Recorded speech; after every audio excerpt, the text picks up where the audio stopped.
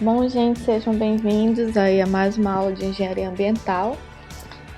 E na videoaula de hoje nós vamos começar o módulo 2 da nossa disciplina remota de Engenharia Ambiental, que fala sobre o meio água. Então, a nossa videoaula vai conter tudo sobre a água, qualidade, poluição e medidas de controle. Então, vamos começar com a disponibilidade e os usos da água, né? A maior parte da água do nosso planeta, ela está disponível em água salgada, né? 97,5% está em água salgada. Somente 2,5% está disponível em água doce, que é a parte que a gente considera utilizável, né, dessa água para o consumo humano. E considerando aí esses 2,5% dessa água doce, a distribuição dela está 68,9% em calotas polares e geleiras, 29,9% é toda a água subterrânea, 0,9% está na umidade dos solos e rios e lagos está aqui em 0,3%.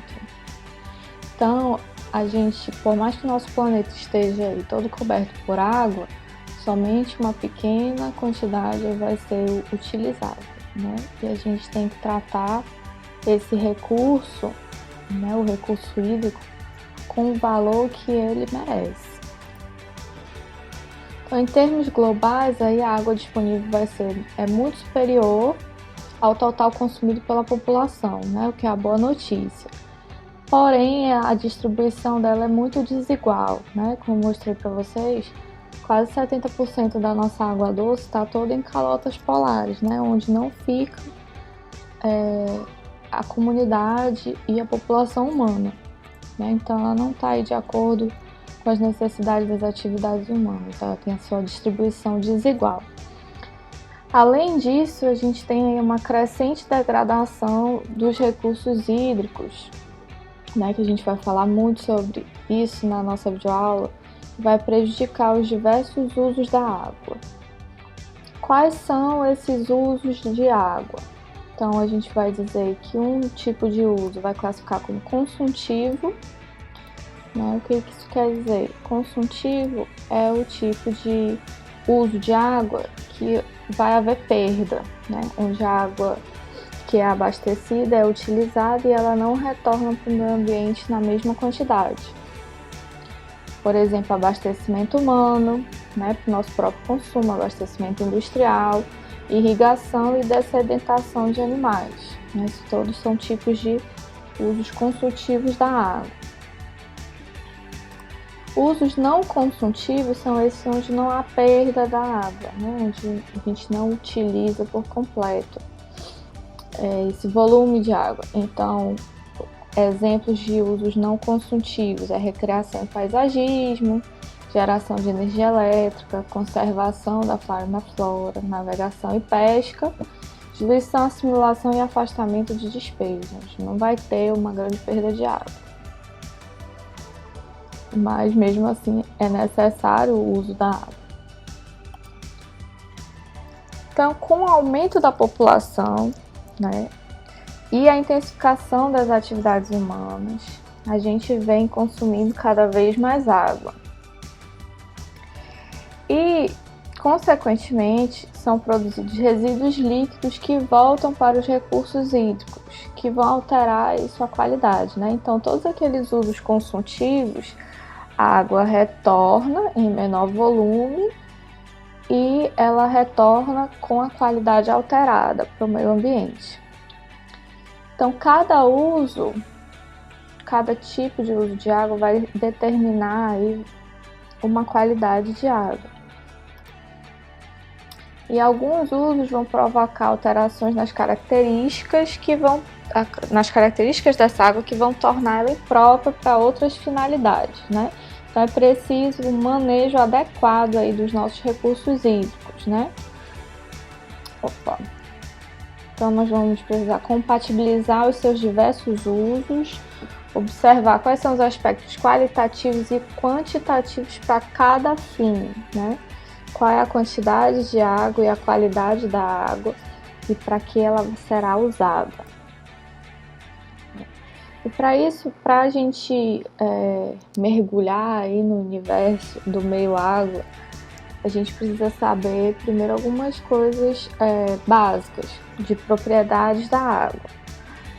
Por exemplo, peso específico. O peso específico vai possibilitar a existência do plâncton, né, que vai viver aí em suspensão na água. A viscosidade, né, vai ser a resistência que a água oferece ao deslocamento ou atrito dos corpos, então é em suspensão, e também permite a sobrevivência dos organismos plânctons que estão ali naquele meio líquido. A tensão superficial vai ser justamente aquela película que fica ali entre o limite da água e o ar, né, que vai conseguir possibilitar a movimentação de aves aquáticas, a sustentação de pequenos animais, né, e a reprodução de insetos, né. Então aqui nessa figura dá para ver bem direitinho o limite entre o ar e a superfície da água, né. Então essa tensão superficial é justamente essa força que existe aqui na superfície que vai permitir que insetos, né, se movimentem aí nessa superfície de água e até algumas aves aquáticas, né? Então, a introdução de substâncias tensoativas na água, que são substâncias tensoativas, por exemplo, sabão e detergente, né? Vai causar aí uma redução ou um rompimento da rigidez dessa película e da tensão superficial. Então, quando a gente insere, né, sabão ou detergente na água, a gente já está alterando aí uma das propriedades da água, que é a tensão superficial.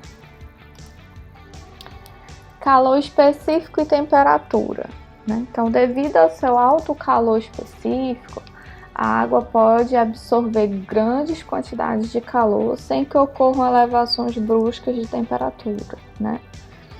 Mudanças na temperatura podem alterar outras propriedades da água. Então, se a gente tem um aumento aí de temperatura, a gente vai ter uma redução da viscosidade e do teor de oxigênio dissolvido.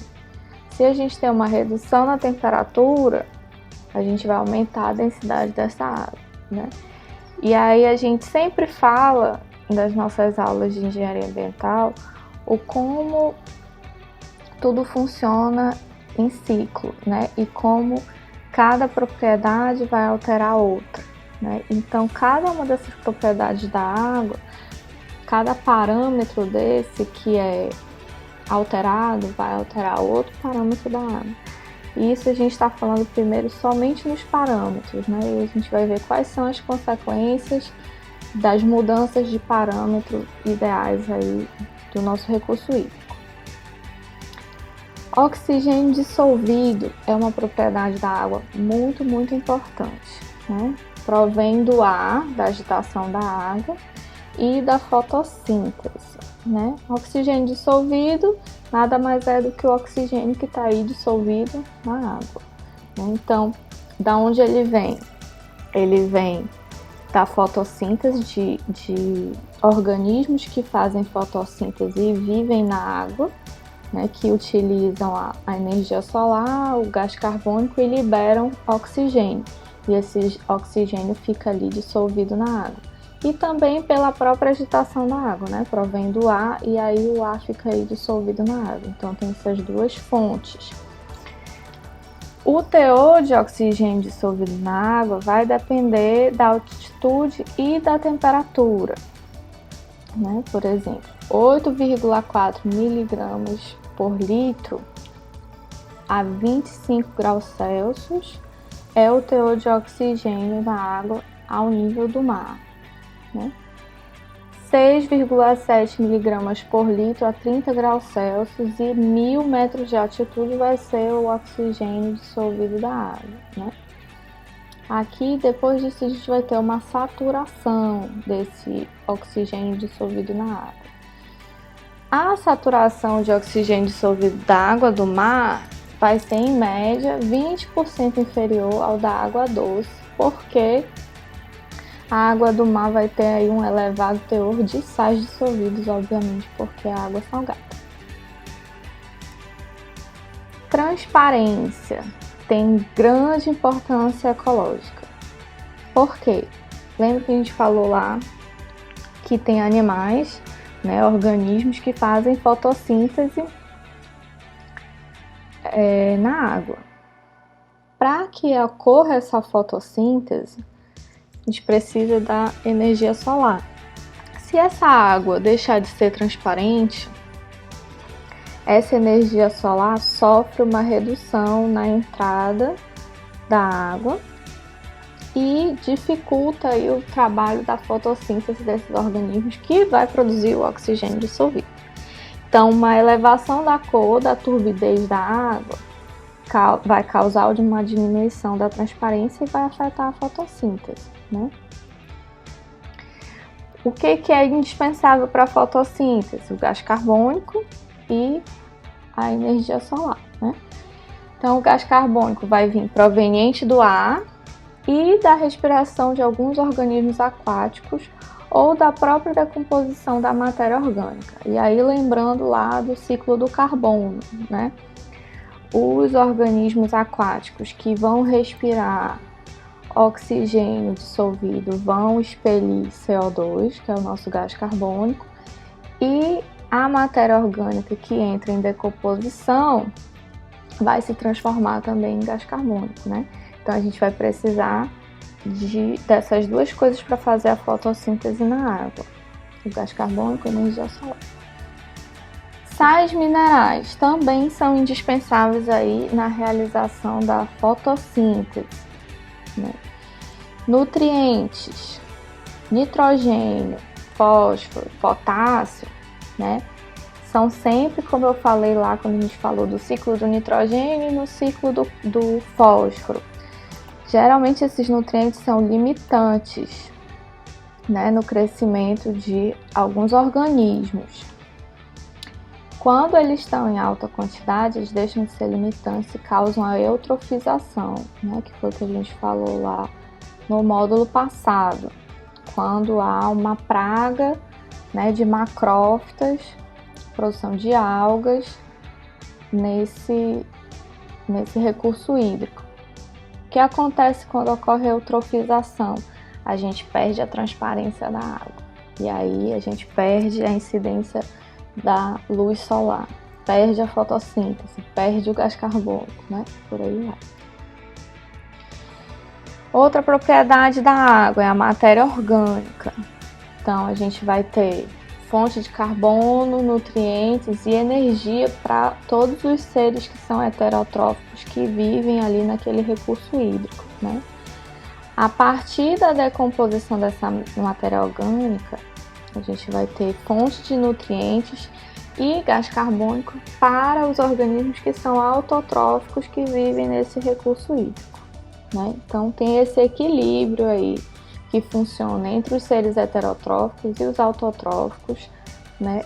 E o ciclo do carbono funcionando, o ciclo do nitrogênio, o ciclo do fósforo e o fluxo de energia, né? Por isso que a gente viu primeiro os ciclos biogeoquímicos e agora a gente vai partir para os meios.